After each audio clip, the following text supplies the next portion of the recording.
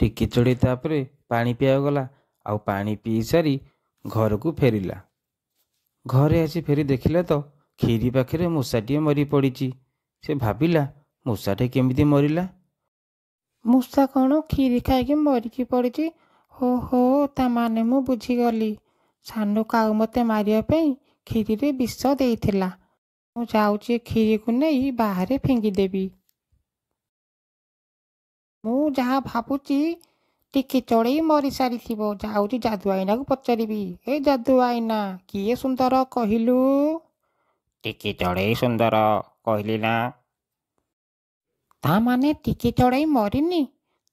ତାକୁ ମାରିବାକୁ ପଡ଼ିବ। କିଛି ଗୋଟେ ଯାଉଛି ଉପାୟ କରିବି। ସେ ଯେପର୍ଯ୍ୟନ୍ତ ବଞ୍ଚିଛି ମୁଁ କେବେ ବି ସୁନ୍ଦର ହେଇପାରିବିନି। ତାପରେ ସାନୁ କାଉ ଟିକି ଚଢ଼େଇର ପିଛା କଲା। ସେ କୁଆଡ଼େ ଗଲା, କୁଆଡ଼େ କେଉଁଠି କ'ଣ ଖାଇଲା, ତା ପିଛା କଲା। ଆଜି ଟିକି ଚଢ଼େଇ ପିଛା କରିବି। ସେ କେଉଁଠି ଖାଇବ, କ'ଣ କରିବ ସବୁ ଦେଖିବି। ଆଜି କାହିଁ ମୋର ସେଉ ଖାଇବାକୁ ଭାରି ଇଚ୍ଛା ହେଉଛି। ମୁଁ ଯାଏ ସେଠୁ ସେଉ ଖାଇବି। ଏମିତି କହି ଟିକି ଚଢ଼େଇ ଉଡ଼ି ଉଡ଼ି ଦେଖିଲା ସେଉ ଗଛଟିଏ ହେଇଛି। ଯାଇ ସେଠି ସେଉ ମନ ଭରି ଖାଇଲା। ଆଉ କାଉ ସେପଟେ ବସି ଲୁଚି ଦେଖୁଥାଏ। ଆଚ୍ଛା, ଟିକି ଚଢ଼େଇ ତାହେଲେ ଏଇଠି ସେଉ ଖାଉଛି। ଠିକ୍ ଅଛି, ଏଇ ସେଉରେ ମୁଁ ବିଷ ଦେଇଦେବି। ଏମିତି କହି ସାନୁ କାଉ ବିଷ ଧରି ଗଛ ପାଖକୁ ଗଲା। ଯାଉଛି ଏଇ ସେଉରେ ବିଷ ଦେଇଦେବି। ତାପରେ ଟିକି ଚଢ଼େଇ ଖାଇ ମରିଯିବ। ଆଉ ତାପରେ ମୁଁ ହେଇଯିବି ସୁନ୍ଦର। ସାଙ୍ଗ ଆସେ, ମୁଁ ତତେ ଗୋଟେ ଭଲ ସେଉ ଗଛ ଦେଖେଇବି। ସେଠି ଭଲ ଫଳ ହେଇଛି। ସାଙ୍ଗ ହେଇ ଆମେ ଖାଇବା। ଆସେ।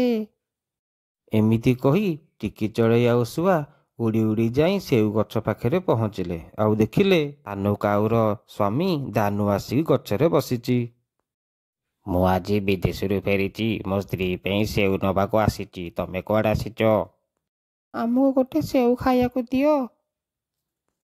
ନା ନା, ମୁଁ ଆଗ ଆସିଛି ମାନେ ମୁଁ ସବୁତକ ସେଉ ନେବି। ମୋ ସ୍ତ୍ରୀକୁ ଦେବି। ଏମିତି କହି ଦାନୁ କାଉ ସବୁତକ ସେଉ ତୋଳିଦେଲା। ଆଉ ଘରକୁ ମଧ୍ୟ ନେଇକି ଗଲା। ସାଙ୍ଗ ଖରାପ ଭାବିନା। ସ୍ତ୍ରୀ ଯେମିତି ସ୍ୱାମୀ ବି ସେମିତି।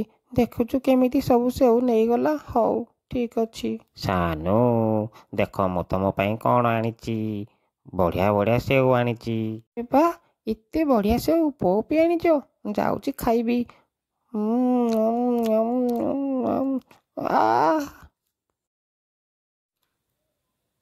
କ'ଣ ହେଲା ସାନୁ, ତମର କ'ଣ ହେଲା? ଉଠ, କ'ଣ ହେଲା ତମର? ତାପରେ ସେଉ ଖାଇ ସାନୁ ମରିଗଲା। ସୁନ୍ଦରତା ପାଇଁ ତାର ଜୀବନ ଗଲା ଏବଂ ଆଇନାଟି ଭାଙ୍ଗିଗଲା।